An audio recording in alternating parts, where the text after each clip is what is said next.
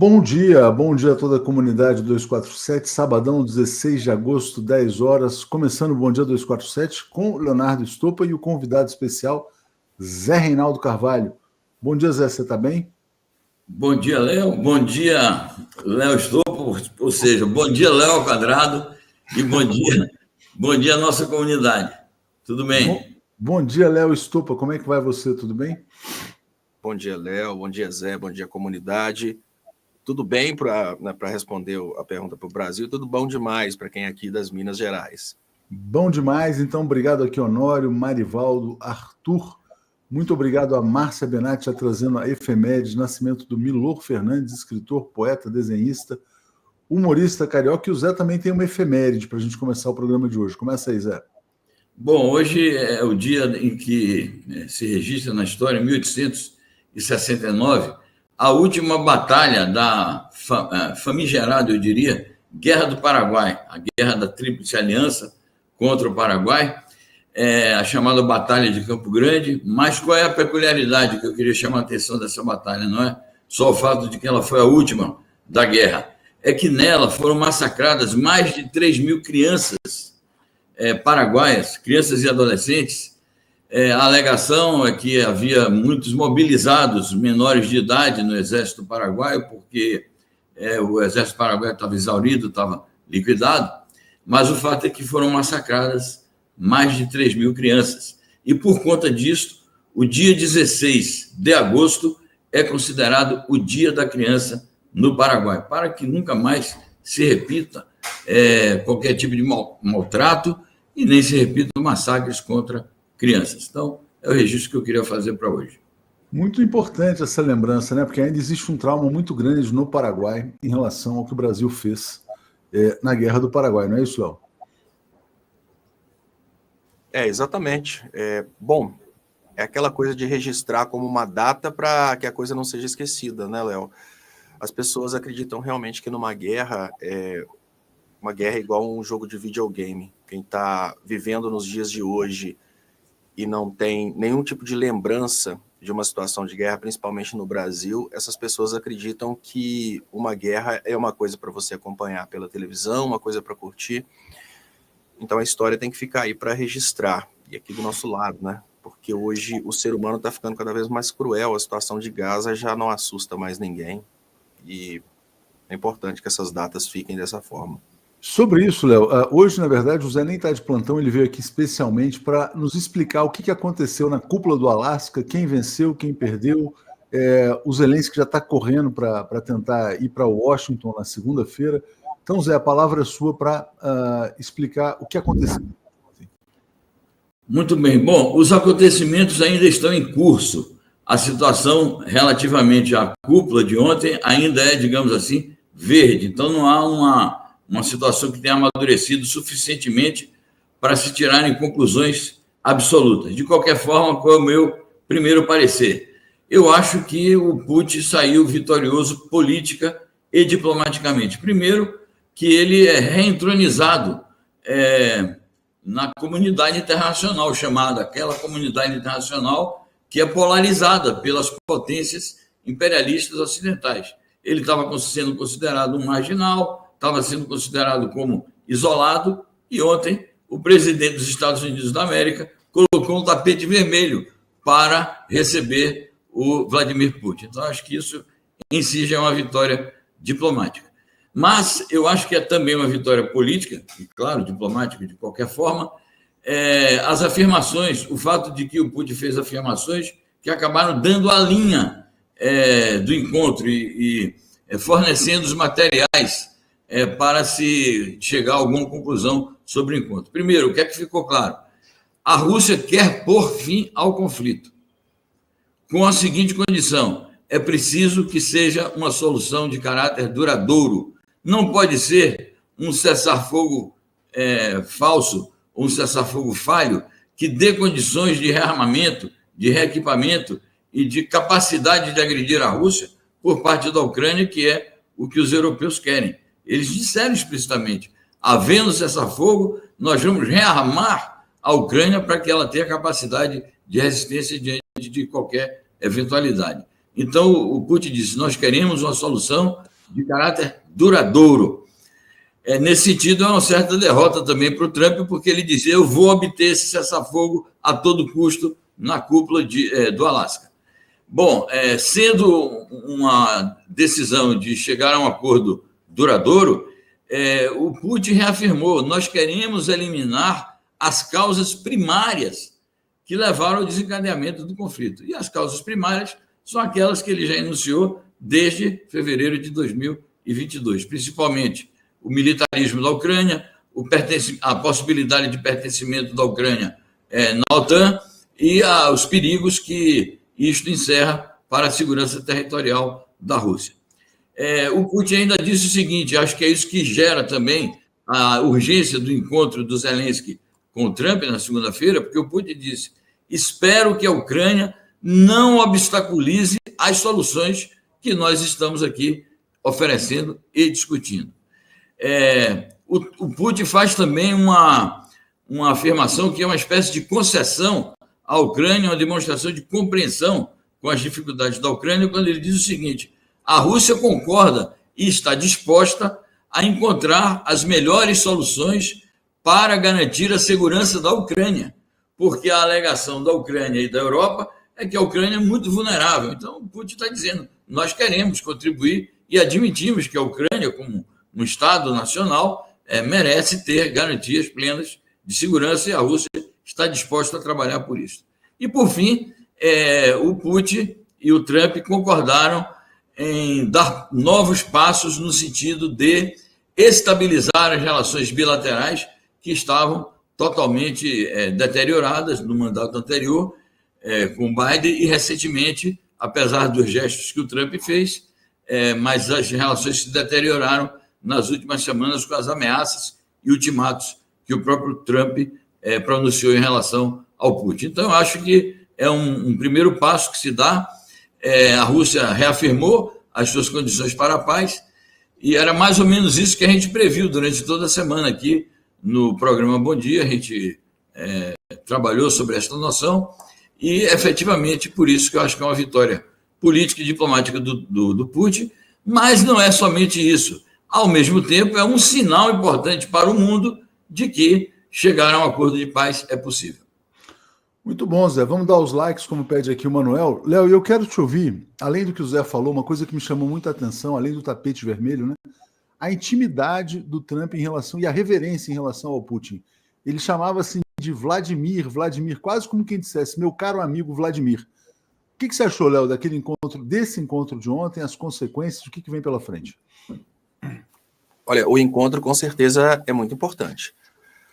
Agora, precisamos falar sobre as estratégias internacionais e as consequências. O Trump partiu para o ataque contra o mundo todo de uma vez só, e nesse momento a gente consegue perceber um acordo bem semelhante ao acordo que aconteceu após a Segunda Guerra Mundial, que é um acordo no sentido de fatiar o mundo. Parece que não está muito claro o que está acontecendo, mas os Estados Unidos estão mais preocupados agora com ter certeza que eles terão a América Latina do que continuar brigando com o mundo inteiro. Então, parece que vamos ter novamente uma repetição da situação da Guerra Fria, aquela situação pós-Segunda Guerra Mundial, e a gente vai para um mundo bilateral que é muito mais interessante para os Estados Unidos do que perderem tudo. Parece que os Estados Unidos estavam ali aceitando, pelo menos ao meu ver, parece que os Estados Unidos estariam ali aceitando as condições do Putin, porque eles estão frágeis, mas o que eu vejo é que chegaram ao acordo no sentido de, olha, no lugar de deixarmos o BRICS se construir ao redor de países que estamos atacando, vamos fazer um acordo com os mais poderosos para desestabilizar esse crescimento gigantesco do BRICS e também desincentivar uma possível aliança militar entre os países do BRICS, por exemplo, que garantiria para países da América Latina a não invasão dos Estados Unidos. Nas condições em que os Estados Unidos estão bem demais com a Rússia, vamos pensar assim, e que os Estados Unidos terminem esse conflito deles com a China, agora não vai ser mais uma agressividade total com a China, agora eles têm uma ideia de transferência progressiva da indústria da China para os Estados Unidos.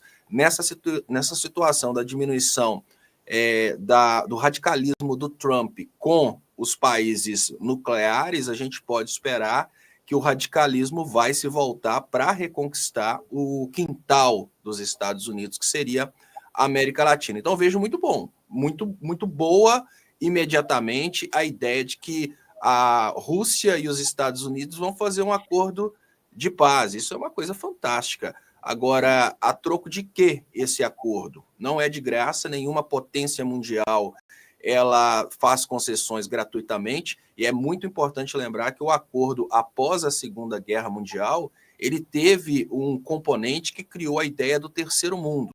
Olha, vamos criar um acordo.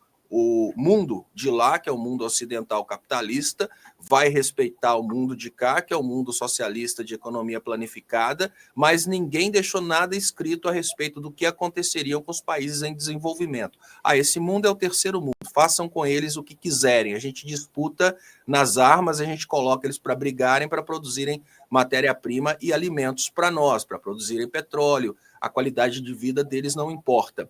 Nessa situação, em que a gente vê um restabelecimento, entre aspas, do início da ideia de que vamos dividir para que cada um tenha a sua influência respeitada, o que a gente pensa os Estados Unidos voltam para uma situação de conforto, eles não vão mais ter potências nucleares no caminho deles para eles restabelecerem, por exemplo, o controle sobre a América Latina, e a Rússia já não tem tanto incentivo para investir numa aliança militar dentro do BRICS. Então eu vejo para nós, como, claro, para a Ucrânia como sendo um grande lucro, principalmente se isso gerar o fim da guerra e o fim do Zelensky, vejo para o Putin uma saída estratégica de conforto, mas vejo para a América Latina como um risco muito grande de reiniciar uma influência dos Estados Unidos agora sem limites, porque os Estados Unidos, o limite deles seriam os investimentos do BRICS no Brasil.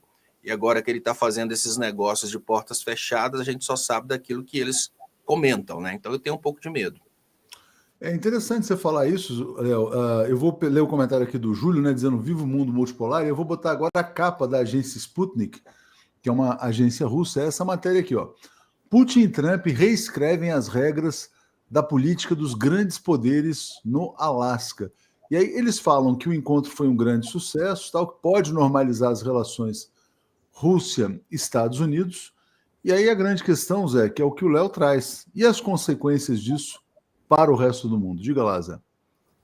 Bom, veja bem, primeiramente focando no que foi anunciado até agora, tem um outro detalhe. Quando eu me referi ao tema da estabilização das relações bilaterais, o Putin enfatizou muito a questão de restabelecer a possibilidade de fazer negócios com os Estados Unidos, o que significa o seguinte, na minha opinião, na minha percepção, o relaxamento das sanções, porque o que tem impedido a Rússia de fazer negócios, ou seja, comércio com os Estados Unidos e com outros países do imperialismo ocidental, são as sanções. E claro que a economia russa necessita do levantamento das sanções, porque ainda que a Rússia tenha sido capaz de contornar os efeitos mais graves das sanções, é óbvio que um país sob milhares de sanções sofre muitas consequências. Isso é negativo também do ponto de vista social.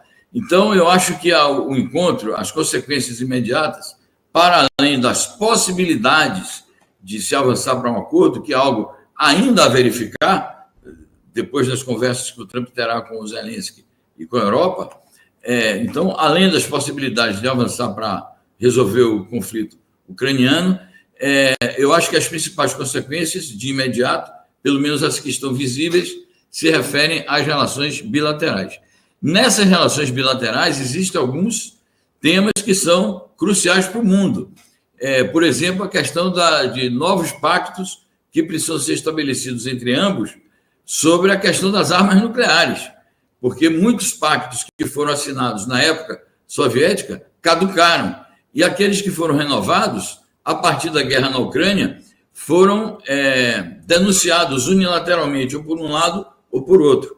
Portanto, nós estamos vivendo um ambiente, num mundo de insegurança coletiva por conta do desgoverno completo de normas internacionais sobre as armas nucleares. Portanto, é necessário que os Estados Unidos e a Rússia, caso realmente estabilizem as suas relações, façam novos pactos ligados a esse tema. Então, isso seria também uma consequência para o mundo. Agora, as hipóteses relativamente às divisões de áreas de influência precisam ser melhor verificadas, porque aí não se trata de um acordo meramente entre duas potências. Não se pode ignorar o mundo multipolar e, portanto, o fato de que nós temos um outro fator ponderável, e muito ponderável, na situação internacional, que é a China. Então, não vejo como uma coisa tão simples para a Rússia e os Estados Unidos estabelecerem um pacto que envolva outras regiões, principalmente regiões mais distantes, digamos assim, do interesse imediato da Rússia. Eu não sei até que ponto a Rússia rifaria, digamos, os interesses do BRICS ou as suas relações privilegiadas no BRICS, destacadamente Brasil, China, Índia, em função de um acordo bilateral com os Estados Unidos. Então, essas consequências de divisão do mundo é algo, na minha opinião, a ser melhor verificado com o desdobramento das informações. Agora é interessante, né? Diz aqui a Maria Angélica, nesse tabuleiro de xadrez, agora o rei, a rainha e cavalo é o BRICS, né? Tem também essa questão, né? De fato, eu acho muito difícil dizer que a Rússia venha a fragilizar ou trair a China ou minimizar suas relações com a China. Agora, a América Latina, ela pode sim entrar numa situação de perigo. Eu vou botar uma notícia aqui em destaque, que está chamando muita atenção, que é essa aqui, Léo. Estados Unidos enviam mais de 4 mil militares para as águas da América Latina em missão contra cartéis de drogas, né? Na mira, aparentemente, estão o México e a Venezuela, né? Será que a gente vai ter intervenções mais pesadas do imperialismo na América do Sul, na América Latina, Léo? Olha, eu acredito que sim. Nenhum país está disposto, por exemplo, a rifar as autoridades a mando dos Estados Unidos. Os Estados Unidos, eles basicamente determinam que a Venezuela tem que tirar o Maduro, né? Eu vi um termo aqui, expurgar o quinta coluna, mas a intenção dos Estados Unidos é expurgar o Maduro e tomar controle sobre o petróleo através de um bananinha venezuelano. Por exemplo, nós tivemos o Guaidó, depois nós tivemos o González. Então, a intenção deles é muito clara, retirar o Maduro e tomar o controle do petróleo venezuelano. E é muito importante dizer, e agora eu vou citar alguns cientistas, né, até para que essa análise fique mais científica. O Moniz Bandeira, ele trabalhou bastante essa questão de quando teve a transição do discurso relacionado ao terrorismo, que é o terrorismo islâmico, que a gente conhece nos filmes, esse discurso migrou para o terrorismo dos cartéis de drogas na América Latina. Então, o discurso que o governo dos Estados Unidos, não tem nada a ver com o Trump, isso é uma coisa antiga, o discurso que o governo dos Estados Unidos usa lá onde os países são árabes, que eles estão lutando contra o terrorismo islâmico, aqui na América Latina é contra o terrorismo dos cartéis de drogas. Porque isso tem um poder muito grande, Léo.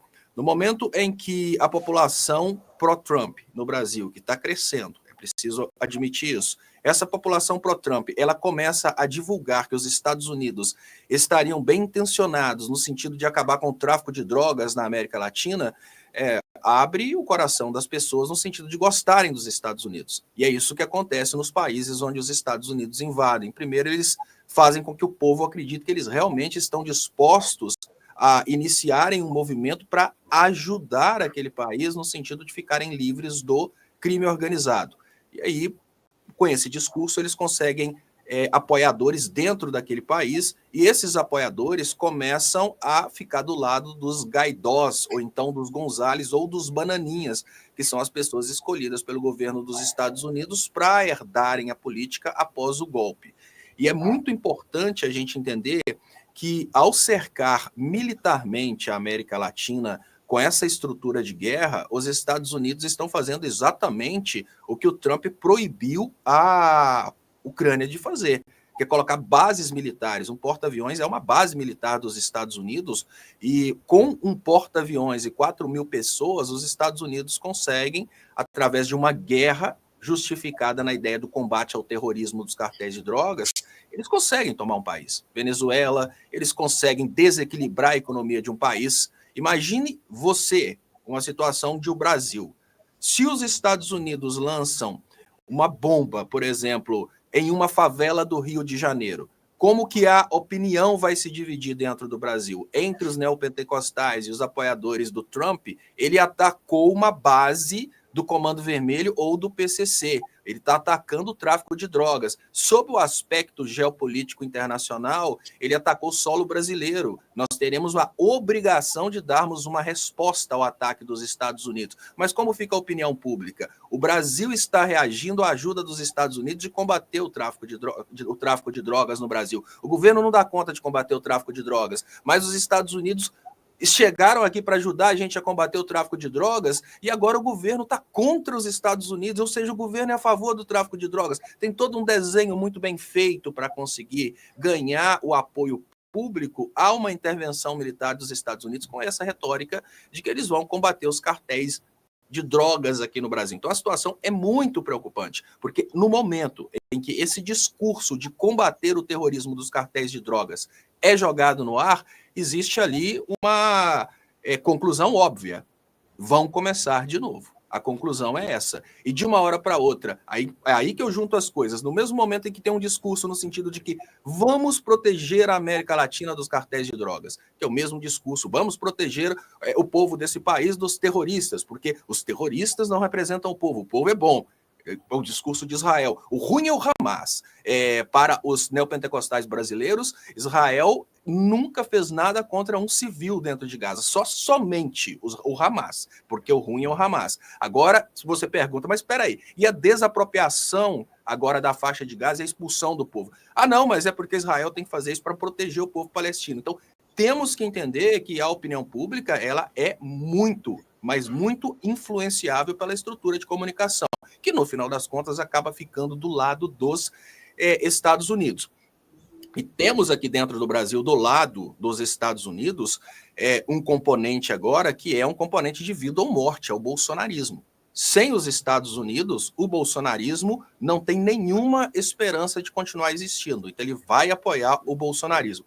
Mas eu queria só complementar agora, pular para outro lado, só para dizer uma coisa a respeito do que o Zé falou, que essa questão ela é dividida. Tá, essa questão das armas nucleares, Zé, apesar de que existe uma corrente científica que tem essa visão dos acordos nucleares, existe uma corrente que é a corrente que eu acredito mais, a gente nas relações internacionais, a gente, claro, estuda todas, mas a que eu acredito mais é o realismo estrutural do John Mearsheimer. Ele fala uma coisa que realmente se faz bem clara no momento em que os Estados Unidos não têm a coragem, por exemplo, de mexer com a Coreia do Norte. Não é o acordo de não proliferação nuclear que traria a paz. Gente, estou citando John Mearsheimer, eu sei que muitas pessoas vão discordar, mas o contrário, no momento em que todas as potências, no momento em que todos os países que possuem riquezas tiverem armas nucleares, não teremos mais agressões, porque os países sempre terão a consciência que estarão agredindo uma potência nuclear. Isso é a visão do John Mearsheimer, e eu acredito nisso, por exemplo, porque os Estados Unidos têm coragem de ameaçar o Brasil, os Estados Unidos têm coragem de jogar uma bomba no Irã, mas os Estados Unidos não têm coragem de nenhum movimento contra a Coreia do Norte, por exemplo, que é economicamente frágil, está toda sancionada, mas tem uma condição militar muito grande. Então, os tratados nunca são respeitados pelas grandes potências. Os tratados somente fragilizam os países menores, nunca são respeitados pelas grandes potências. E nós temos que ver que a China ela não quer saber de briga com esse ou briga com aquele. A China quer vender para todos. Então, a China quer um clima para cooperar com todos. A China não vai entrar numa guerra militar simplesmente porque um outro país parceiro econômico ele está nessa guerra. Então, o papel da China nessa ideia do BRICS a China quer vender. Mas e se não tiver BRICS? Ela quer vender. E ela sabe que ela é a maior indústria do mundo e ela sabe que ela vai continuar vendendo ou chip de computador ou armas para os países que estiverem em guerra. Então, tem todo o que me levou àquela conclusão, que foi bem polêmica, eu vi aqui nos comentários, é porque eu consigo ver todo esse contexto. E é por isso que eu acho que estamos, sim, numa situação de reestabelecimento aí de uma divisão do mundo, né, de uma guerra fria. A China ficaria de um lado ou do outro? Não, a China continuaria compartilhando o mundo inteiro, vendendo para todo mundo, mas a influência, a China não faz tanta questão de influência militar como Estados Unidos e Rússia. Influência militar e o papel imperial seria dos Estados Unidos e da Rússia como tradicional, e a China simplesmente sendo um grande fornecedor para todo o planeta, que é o que ela realmente quer. É muito importante isso que você traz, Léo. Isso está me lembrando, uma vez eu li uma análise, era até uma análise militar, que previa o seguinte, quer dizer, que no século XXI a confrontação China e Estados Unidos seria inevitável e o Brasil, pela questão geográfica, seria fatalmente sugado pela influência estadunidense, né? Bom, a Iraci Gomes está dizendo, maravilhosos jornalistas, obrigado a 247. Adalberto, Léo Estopas é Reinaldo, importante lembrar do trabalho de Muniz Bandeira, trabalho muito documentado, a trilogia dele é muito boa. Zé, devolvendo para você, antes aqui, ó, lendo também aqui o Ricardo Andrade, discurso de Putin menciona Lula para Trump, né? Devolvendo a você, como é que você vê essa ameaça militar dos Estados Unidos usando como pretexto o tema das drogas? Eu acho gravíssima e é algo que precisa ser denunciado vivamente e acho que o Brasil está vulnerável e não está descartado que essa ofensiva venha para cá com esse mesmo pretexto. O Léo se referiu aí à questão ele fez a analogia com a qual eu concordo. Uma vez eles lançam a ameaça como pretexto, né, a ameaça terrorista, que identificam erradamente com o islamismo. Agora essa ameaça da questão dos cartéis da droga, outrora era chamada ameaça do comunismo, então em cada momento eles têm um pretexto para justificar intervenções em outros países, em outras regiões. Eu acho gravíssimo esse deslocamento de tropas, é explícito que eles querem combater os países que os Estados Unidos decidiram colocar no índice, no alvo, para hostilizar. A presidenta do México já reagiu de maneira bastante enérgica, bastante enfática, demonstrando mais uma vez o seu apego à soberania nacional e a necessidade de resolver politicamente os conflitos. Ela rechaçou. Com a Venezuela, não tenho dúvida de que os venezuelanos vão fazer grandes mobilizações políticas em torno disto, mas, de fato, nós estamos diante de uma ameaça.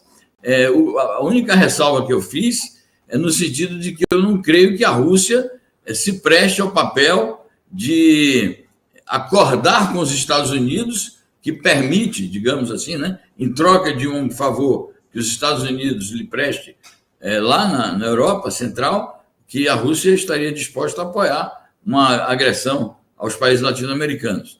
Acho que, no meio das agressões que os Estados Unidos estão fazendo à nossa soberania e que têm sido rechaçadas corretamente pelo presidente Lula e pelas forças patrióticas e progressistas do Brasil, é necessário associar esta preocupação. Então, no caso aí, a defesa brasileira precisa, se não se pronunciar explicitamente, mas precisa tomar em consideração. Não devemos esquecer tampouco o fato de que o Comando Sul dos Estados Unidos, sediado em Miami, e que é o comando voltado para a América Latina, de uma maneira geral, de vez em quando se pronuncia explicitando a cobiça pelas riquezas que tem a nossa região, e isso é bipartidário, isso vem dos democratas e vem dos republicanos. Então, de fato, nós estamos expostos aí a uma ameaça, toda a região, e, portanto, é preciso fortalecer os mecanismos de cooperação intra-regional, no caso principal, a CELAC, a Unasul, e reativar o Conselho de Defesa da América do Sul, que foi uma conquista desse período progressista que nós vivemos na primeira década do século XXI, sob a égide do Lula, do Kirchner, do Chaves, do Fidel. Tudo isso precisa ser retomado. É isso aí. Vamos ler os comentários, Léo. Já vou te devolver aqui. O Miguel fala assim: Lavrov com camisa da União Soviética. A quem interessa passar a imagem de uma Rússia imperialista? Israel precisa do caos para continuar o genocídio enquanto falamos de Trump. Putin é silente sobre Gaza. A gente já falou várias vezes aqui sobre essa questão da Rússia e Gaza, né? Mas acho que não é o caso de detalhar aqui hoje, né? Tem muitos descendentes russos ali que vivem em Israel. Zé Arnulfo, a proliferação de igrejas neopentecostais no Brasil faz parte do plano dos Estados Unidos de influenciar o povo brasileiro, com certeza, desde sempre, né? Dom Sebastião, o avião russo que passou pelo Brasil é sinal claro de que haverá uma invasão da Venezuela. E, por coincidência, a margem equatorial fica do lado. Inclusive, tem notícias preocupantes, né? Porque, bom, boas e preocupantes, né? O IBAMA marcou o teste, mas ainda existe muita pressão contrária à exploração do petróleo brasileiro. Gilberto Geraldi, por que os Estados Unidos não conseguem conter a entrada de drogas em seu território? Corrupção, incompetência ou as duas causas juntas? E, na verdade, eles estão também flexibilizando ou até legalizando várias drogas. O Trump pode legalizar completamente a maconha, só para dar um exemplo aqui. A Marie de Saint-Germain está dizendo, bom dia, amigos. Acho que Trump quer puxar Putin para o lado dele para que não ajude Lula. Bandidos não passarão. Léo, e aí é o seguinte, quer dizer, como é que a gente avalia o Donald Trump no contexto atual? Porque se a gente olha para a guerra da Ucrânia, aparentemente ele está fazendo uma coisa boa, né? Então, assim, ele está contribuindo para a paz. E o evento lá no Alasca, claramente você tinha lá um painel no fundo que era perseguindo a paz, né? Era uma iniciativa positiva de fato. Mesmo que o Zelensky vá para lá, em Washington, na segunda-feira, eu acho que ele vai levar um sabão. Acho que ele não vai conseguir mais arrancar dinheiro dos Estados Unidos para essa guerra. Ao mesmo tempo, né, o Trump, como lembrou o Zé Reinaldo, continua agredindo o Brasil. Ontem foi sancionado, não sei se foi ontem o Alexandre Padilha ou antes de ontem, mas ontem foi a esposa dele, o filho, tal, a filha. Quer dizer, como é que você está vendo a agressão? Quer dizer, como é que você analisa o Trump? Né? De um lado busca paz, de outro lado agride o Brasil. Olha, o Trump, é muito importante dizer que a opinião que eu tenho é que o presidente dos Estados Unidos, ele tem a palavra, ele não tem o controle. É claro que isso é uma coisa polêmica, mas acredito que o Trump, ele simplesmente dá sequência numa agenda do Estado profundo dos Estados Unidos. Eu não acredito que o Trump seja o doidão que está fazendo tudo isso. Os Estados Unidos sempre fizeram, só que de formas mais escondidas. Agora a gente tem esse ataque concreto do Donald Trump, que virou o doidão mundial. O primeiro ponto, existe uma questão na guerra, quando existe uma guerra proxy, que é uma guerra por procuração, como, por exemplo, a Ucrânia foi escolhida para guerrear a Rússia. Durante todo o tempo em que a guerra está acontecendo, há uma avaliação da viabilidade da continuidade da guerra. Não há ideologia, não há a questão de ser contra a Rússia, não, a questão da viabilidade. Nesse momento, os Estados Unidos, os barões dos Estados Unidos, como exemplo a BlackRock, que junta ali vários investidores, várias pessoas que possuem muita grana, eles já compraram grande parte do território da Ucrânia. Nesse momento, dar sequência na guerra da Ucrânia, se a Ucrânia não tem mais nada para oferecer para os Estados Unidos, seria uma guerra ideológica e não uma guerra econômica. Todas as guerras são econômicas. Guerra ideológica só acontece com as pessoas aqui na base da pirâmide. Para eles, as guerras são econômicas. A guerra da Ucrânia não vale mais a pena financeiramente. Chegou o momento de fatiar a Ucrânia de fato. E, claro, os Estados Unidos vão defender que uma parte da Ucrânia fique fora do domínio da Rússia por causa do que eles compraram da Ucrânia. Durante o tempo em que o Zelensky, né, o Eduardo Bolsonaro russo, manteve essa guerra... Ucraniano, Léo. O Eduardo Bolsonaro ucraniano. Desculpa, o Eduardo Bolsonaro ucraniano manteve essa guerra, ele foi criando condições para que a Ucrânia se endividasse cada vez mais com os Estados Unidos e com a OTAN, mas agora não tem mais aquela vontade dos Estados Unidos de continuarem endividando a Ucrânia, porque eles chegaram no ponto que eles sabem que ela não tem mais nada para oferecer.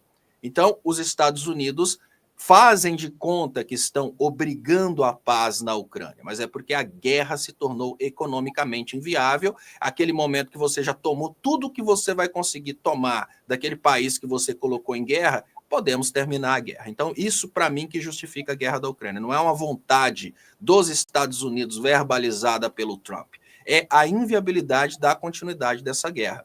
E, claro, uma guerra se torna um pouco impopular politicamente. Chega a hora que alguém tem que acabar com a guerra, e como a gente assiste nos filmes desde criança, são sempre os Estados Unidos que acabam com as guerras que eles começaram, que eles conduziram e que eles tiraram lucro.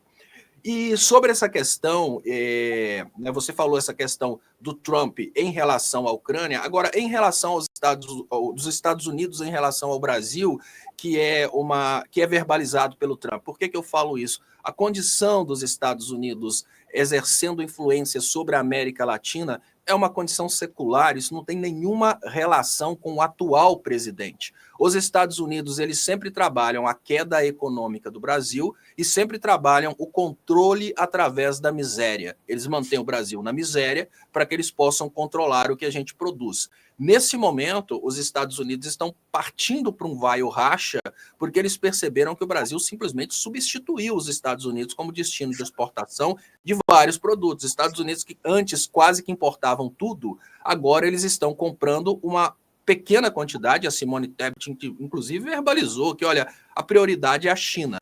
Então, os Estados Unidos estão vindo com força total para essa área de influência deles. Os Estados Unidos não querem paz, eles verbalizam que querem paz.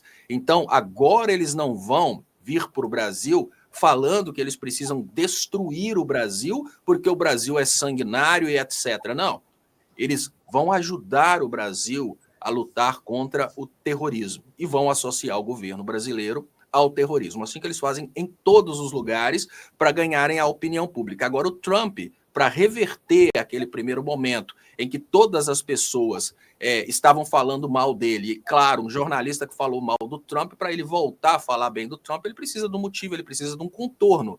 E esse contorno está sendo produzido aí, o Trump, o pacificador, que está acabando com a guerra da Ucrânia, que está pondo ponto final em toda essa história de guerra. E aí fica mais fácil para os jornalistas mudarem de lado e começarem o discurso que o Trump quer. Mas essa situação, Léo, tanto a situação da influência na América Latina, quanto essa situação da guerra da Ucrânia, são situações que estão acima do Trump e vão ultrapassar o Trump. O que significa que, se o Trump iniciou agora essa influência militar, essa intervenção militar, que já é uma intervenção, enviar os militares, mesmo que não precisem usar armas, já é uma intervenção, a finalidade é causar tensão, fazer com que o partido da oposição consiga levantar pessoas para derrubar o presidente. Olha, se não derrubarmos o presidente agora, vai ter guerra, então já é uma intervenção. Essa intervenção dos Estados Unidos na América Latina, ela vai continuar mesmo após o Trump. A figura utilizada para representar quem seria o presidente ideal no Brasil para o governo Trump pode ser agora o Eduardo Bolsonaro, mas para o próximo governo pode ser outra pessoa escolhida para ele não se associar à família Bolsonaro. Mas vai ser, olha, o próximo governo pode escolher o Tarcísio, ou até mesmo o Aécio, um exemplo. Mas esse governo escolheu o Eduardo Bolsonaro porque ele sabe que a família Bolsonaro tem esse poder de influência às pessoas brasileiras. A mudança do governo, tirando o Trump e colocando o Biden, a Kamala Harris ou até mesmo o Obama, isso não muda nada. Isso não vai fazer com que os Estados Unidos desistam de exercer essa influência sobre o Brasil, porque isso é uma coisa que está muito acima do interesse do presidente. Isso está acima, obviamente, de um Estado profundo que governa os Estados Unidos desde o início e o presidente só se torna porta-voz desse Estado profundo. Ô, Léo, você falou na questão China, né? Eu vou trazer 2 pontos aqui para o Zé Reinaldo. Antes, vou agradecer ao portal Fio do Tempo aqui do nosso querido Lúcio Massaferri pela assinatura da TV 247. E também o seguinte, tem um outro comentário aqui também do Otoniel dizendo, ó, hoje cardápio completo, feijão, arroz e farinha com Zé Reinaldo conterrâneo. Abraço. Dom Sebastião, lembrem-se do avião espião dos Estados Unidos no Brasil em 2024, né? O Fio do Tempo também fala que saudade de ouvir os dois Léo juntos, né? Também aqui agradecendo. O Ricardo Andrade, análise perfeita do Zé Reinaldo, como sempre, né? E aí, Zé, é o seguinte, vamos lá. Ontem o presidente Lula estava na inauguração de mais uma fábrica chinesa no Brasil, a fábrica da Great Wall Motors, né? Claramente, a gente vai vendo assim a substituição dos produtos manufaturados estadunidenses. As montadoras americanas estão perdendo muito espaço no Brasil. Ford, GM, a Ford até foi embora, e as chinesas estão avançando rapidamente. E o Lula disse, ó, o Brasil está de braços abertos para receber os investidores, né? A outra questão que eu queria colocar para você é o seguinte, é a reação do BRICS à cúpula do Alasca, né? A Índia já soltou uma nota, o chanceler indiano soltou uma nota dizendo, olha, que a Índia vê com muito bons olhos a realização do encontro do Alasca, porque isso é um passo no caminho da paz, né? A China ainda não soltou um posicionamento, nem o Itamaraty. Então, te passo para falar sobre essa aproximação econômica Brasil-China e também como a diplomacia brasileira deve se posicionar, Zé. Muito bem. Eu acho que essa aproximação econômica da China com o Brasil é irreversível, é uma tendência crescente, é uma realidade que já se impôs, tanto no plano do comércio como no plano dos investimentos diretos. Cresce cada vez mais o investimento direto externo chinês aqui no Brasil, e isto é o que preocupa principalmente o governo Trump na sua relação com o Brasil, porque o governo Trump tem como um dos seus objetivos estratégicos deslocar a influência chinesa na América Latina, e para fazer isso precisa deslocar, ou pelo menos diminuir substancialmente a influência chinesa no Brasil, econômica. De maneira que é por isso que ele está também com esse contencioso todo. Com o Brasil, ele já disse também que é a questão do BRICS, que ele pretende destruir o BRICS, porque o BRICS está relacionado com isso, com o crescimento da presença econômica chinesa aqui. Essa luta vai permanecer porque o Brasil não vai se retirar dos seus acordos com a China. O Lula disse isso, que recebe de braços abertos, como receberia também quaisquer outros investimentos, que esse é o momento que vive o mundo. Acontece que, objetivamente, o país que tem hoje condições de oferecer os investimentos é a China, e o Brasil deve se aproveitar disso. Não deve ser apenas nesse setor, nessa questão de colocar fábricas aqui, deve ser também no sentido de ajudar o Brasil com créditos e acordos de todo tipo ligados à construção de infraestruturas. Mas isso também está sendo viabilizado, já vista o anúncio da construção do porto, da estrada que vai ligar o porto de Ilhéus a Xangai, no Peru, para facilitar as exportações via Pacífico. Então, acho que é uma tendência irreversível. Agora, sobre a questão do BRICS, é bem-vinda a posição da Índia, inteligente, na minha opinião, equilibrada ao mesmo tempo, porque não toma partido de ninguém, o correto é isto. A China ainda não saiu nenhuma nota, mas previamente, quando o Putin ligou para o Xi Jinping, o Xi Jinping acolheu com muita satisfação, e eu vi uma nota da diplomacia chinesa dizendo que era muito positiva a reaproximação entre a Rússia e os Estados Unidos. Então, se houver alguma nota da diplomacia chinesa, eu suponho que será no sentido positivo também. E acho que o Itamaraty, porque, veja, o Brasil, juntamente com a China, o Brasil foi um dos protagonistas da principal iniciativa de paz sobre a Ucrânia, que foi aquela reunião famosa e aquele plano famoso elaborado pelo Wang Yi, chanceler da China, e o Celso Amorim, que é o assessor especial do presidente Lula para a política externa. Então, o único plano, na verdade, que tem, embora que não seja um plano vazado em detalhes, mas a concepção geral do plano é o único plano de paz. E isso foi muito acolhido também na época, o Putin saudou muito, a África do Sul também depois disse que aderia a isto, de maneira que eu não vejo hipótese do Itamaraty mostrar qualquer contrariedade.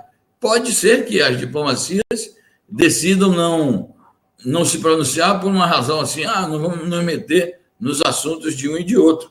Mas eu acho que a tendência é se manifestar, acho que deve, e se manifestar, tenho a impressão e a expectativa de que seja em termos positivos, equilibrados diplomaticamente, porque a diplomacia sempre exige linguagem equilibrada, mas uma posição, digamos, afirmativa de apoio a essa possibilidade de acordo. Zé e Léo, vou botar na tela aqui essa notícia aqui. Ó. O Lula ontem falou, ao inaugurar a fábrica chinesa, que o Trump tem medo do BRICS, né?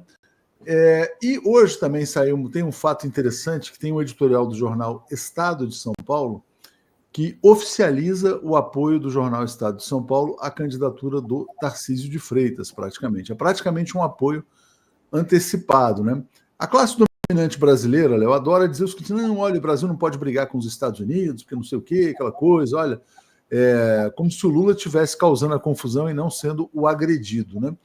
Como é que você vê, quer dizer, o posicionamento do Lula de ser hoje um posicionamento de mais confrontação com os Estados Unidos, Léo? Olha, esse é o melhor posicionamento que um país pode ter. Chega de submissão, está na hora da gente andar com as próprias pernas. O Brasil, ele nunca foi um país independente. O Brasil, ele saiu, lógico, né, antes da invasão portuguesa, o Brasil poderia ser um país independente ali, mas não era um Estado sob o aspecto da política internacional, não era reconhecido. Mas depois da invasão portuguesa, nós tivemos uma transferência, uma suposta independência que colocou o Brasil primeiro como colônia da Inglaterra e depois como colônia dos Estados Unidos. Essa situação que o Brasil está enfrentando hoje é a primeira real independência do Brasil, porque a gente não pode se considerar um país independente se a gente tem que tocar nossas políticas internacionais de acordo com a imposição de outro país. Então, de direito, a gente tinha, sim, no aspecto internacional, uma independência, mas, de fato, a influência dos Estados Unidos, ela fazia com que a gente fosse sempre aí uma colônia dos Estados Unidos.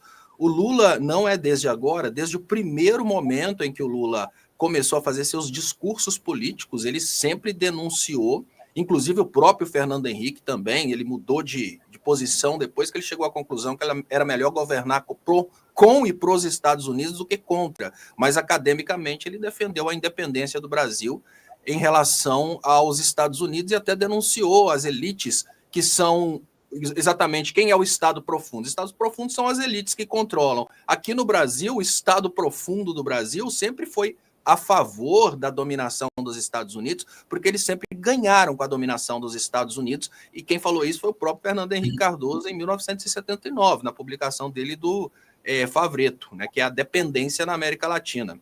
Desenvolvimento e dependência na América Latina. Hoje nós temos uma situação completamente diferente. Depois que o Lula assumiu a presidência da República, nós tivemos um pouquinho de nacionalismo também durante o período do Itamar e, claro, durante o período militar, mas o período do Lula foi muito destacado pelo fato de que o brasileiro começou a consumir. Se você consome, você tem uma menor quantidade de produtos para vender para fora.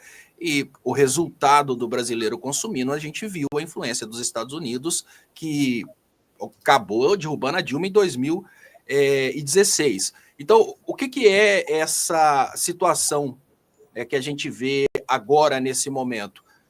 A gente vê o BRICS libertando o Brasil da dependência dos Estados Unidos e o presidente Lula está fazendo aquilo que ele sempre sonhou em fazer, transformar o Brasil, converter o Brasil de colônia a um Estado, a uma potência, mas não potência só no resultado econômico que fica nas mãos de poucas pessoas. É muito fácil ter um PIB grande. O difícil é que esse PIB seja distribuído pela população. Quando esse PIB é distribuído para a população, a gente tem a população consumindo e disponibilizando menos para fora.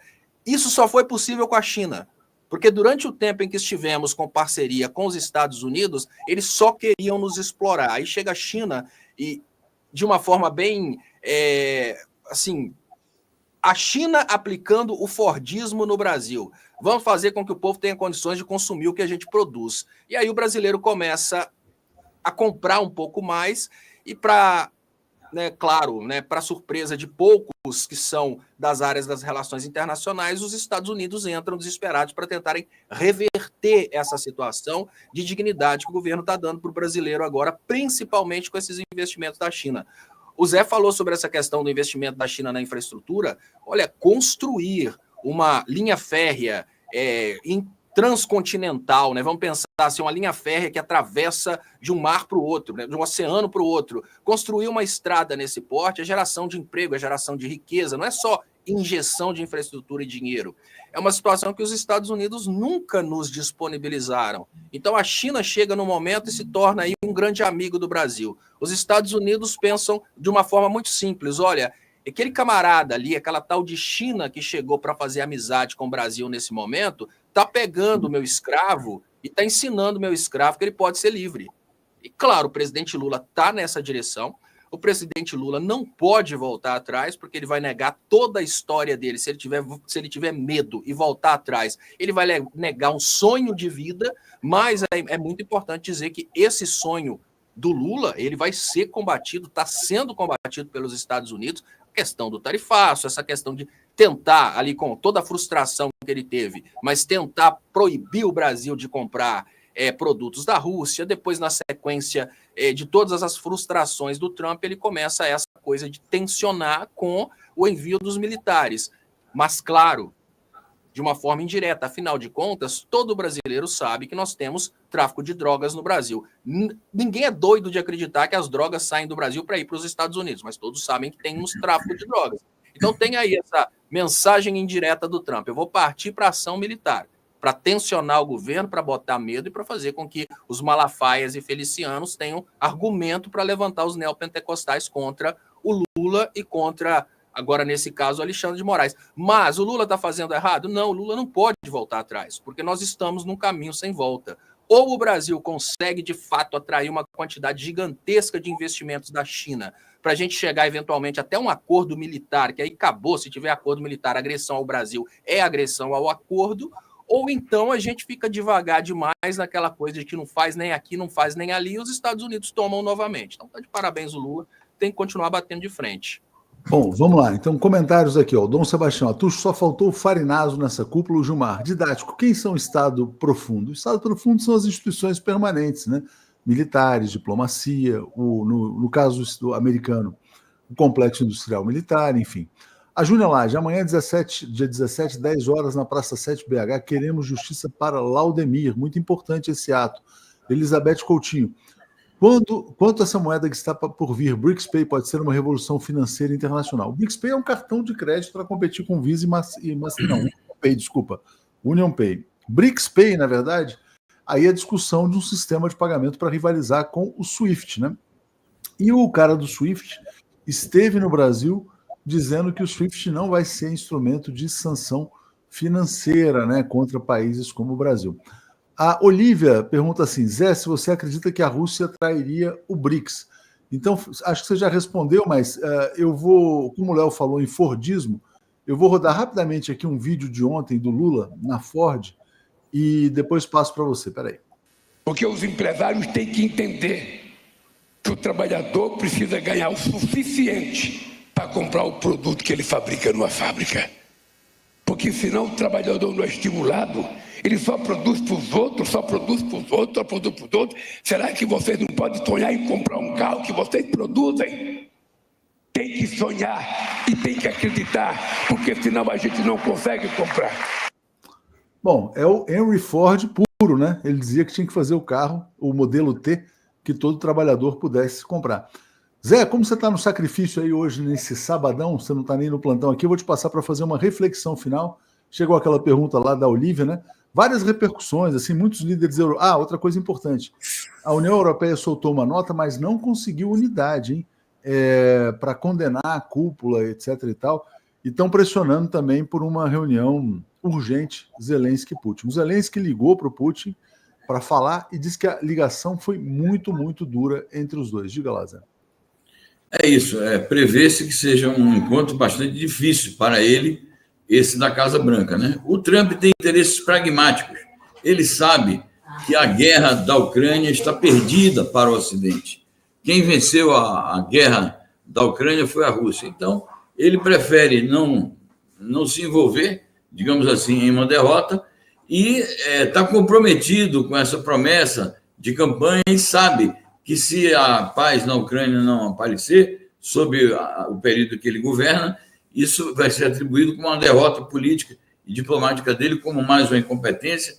Ele está sofrendo aí índices bastante negativos de aprovação e, portanto, ele precisa de alguma bandeira para compensar outras derrotas que tem sofrido e que vai sofrer mais ainda. Não é porque ele seja um pacifista. Bom, sobre a Rússia trair o BRICS, não creio nisso. Acho que a Rússia, a China e o Brasil são pilares importantes do BRICS. O Trump sabe disso e por isso que ele investe, como inimigo principal dele em perspectiva estratégica a China, ele investe na desestabilização do BRICS e está vindo para cima do Brasil, porque sabe do papel estratégico do Brasil como membro do BRICS na América Latina. Agora, vamos acompanhar os acontecimentos, ver como é que as coisas se afiguram, como vai se comportar cada ator. A gente já está vendo aí a União Europeia com dificuldades. A União Europeia é uma das derrotadas nessa vitória política e diplomática do Trump. A União Europeia é uma das derrotadas. Mas nós seguimos aqui evoluindo na nossa análise, de acordo com a evolução dos acontecimentos. Provavelmente na segunda-feira, no Bom Dia, que é logo no começo do dia, a gente já tem também mais novidades, mais informações, porque a tendência é que entre hoje e amanhã haja muitas movimentações aí de bastidor entre as diplomacias das potências. No mais, agradecer aí a atenção de todos, sua, do Léo e do público, e pronto, fim de semana de paz e de descanso e diversão para todo mundo. Obrigado, Zé, muito bom, e até a próxima segunda-feira a gente se reencontra aqui. Valeu. Obrigado, forte abraço. Até logo. Tchau, tchau.